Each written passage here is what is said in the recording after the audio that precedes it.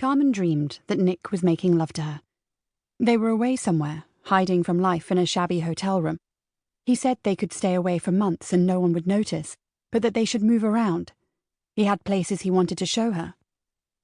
He was holding her naked body, and she was much younger, a teenager again, full of teenage certainty, her whole self molded around him. She wanted nothing but to be with him, and that feeling of certainty was more powerful than anything in the dream.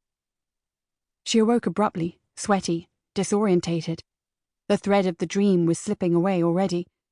She had no idea how they had gotten there, what had come before. Just the feeling was left, her certainty, her arousal. God. She rolled on her back. Where did that come from? Tom was asleep beside her, his back to her, clutching his pillow and dreaming his own dreams, or more probably not dreaming anything at all, just oblivious after a long week at work. She pulled herself up so she could see his face, frowning in sleep, as though even here life was a bit of a struggle these days, and she felt the love twitch in her stomach. She felt bad about the dream. Had she betrayed him somehow? She told herself to stop being stupid.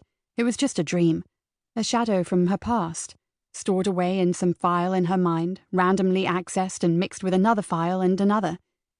She and Nick had never been anything like that in real life, or if they had, it was so long ago she couldn't remember.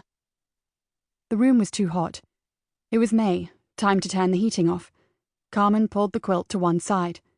Tom was wearing only his underpants, and the skin on his back was pale and smooth, no hair and no slack beneath. His muscles defined from the daily half-hour at the gym, an antidote to the stress of his job as a lawyer. She rolled onto her side and ran the back of her fingers across his shoulders. He didn't stir, so she did it again, stroked the soft skin, and her desire flared up. May as well put it to good use, she thought, and pulled her cotton nightdress over her head. She lined her body up against his, pressed herself into him, and snaked an arm around his body. He grunted, half awake. "What are you doing?" "You want me to stop?" He grunted again. Of course not. When they woke for the second time, it was nearly 10, and they were running late. It was their weekend to have Tom's children. They were due to pick them up at noon, and the drive alone would take 2.5 hours. They shoved clothes into bags, and Carmen emptied the contents of the fridge into a cool box, and they had to go. The forecast was good, and they'd planned to stop over at the beach, the first visit this year. There was no time for breakfast, but Tom was starving, and insisted they stop to pick up coffee and rolls from the deli on the corner before getting stuck in the Saturday morning jams through South London. "They didn't have any bacon," Carmen said as she climbed back into the car. Tom was texting. "Is that Laura?" "Yes." Laura was Tom's ex-wife. He would be texting to tell her they were going to be late collecting the children. "You were so gutless. Why don't you just call her?" said Carmen. He laughed. There was no need to explain the obvious. "What did you get then? Sausage?" They didn't have sausage either, nothing hot. Egg and cress or egg and smoked salmon. Which do you want? He wanted the egg and smoked salmon, of course, but he said she should have it. But she insisted that she felt like egg and cress, and they laughed at their good manners and split them.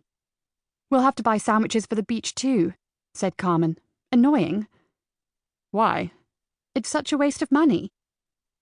He laughed and kissed her. They crawled along. The traffic approaching the Blackwall Tunnel was as bad as ever, but Carmen didn't mind. She liked this time, travelling side by side in Tom's Audi, catching up. They listened to the radio, and he told her snippets from his week, gossip from the office, little irritations and anxieties. Evenings were her time, when she told him details of her day, about the people she had spoken to, the stories they had told her, new ideas she wanted to follow up. "Are you looking forward to seeing the kids?" she said. He shrugged. "Yes, of course, but—" "What?" "Laura wants me to have a word with Mel." "Why?" "She stayed out all night, without telling her." Mel was his oldest, a challenging 15. Where was she? "I don't know. She said a friend's, but for some reason Laura checked and she wasn't there, and she won't say where she was." "That's not good." Tom handed her his empty coffee cup.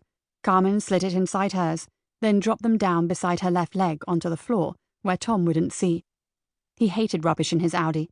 He could be anal like that. "You'd have thought Laura would call you about something serious like that, not just text," she said.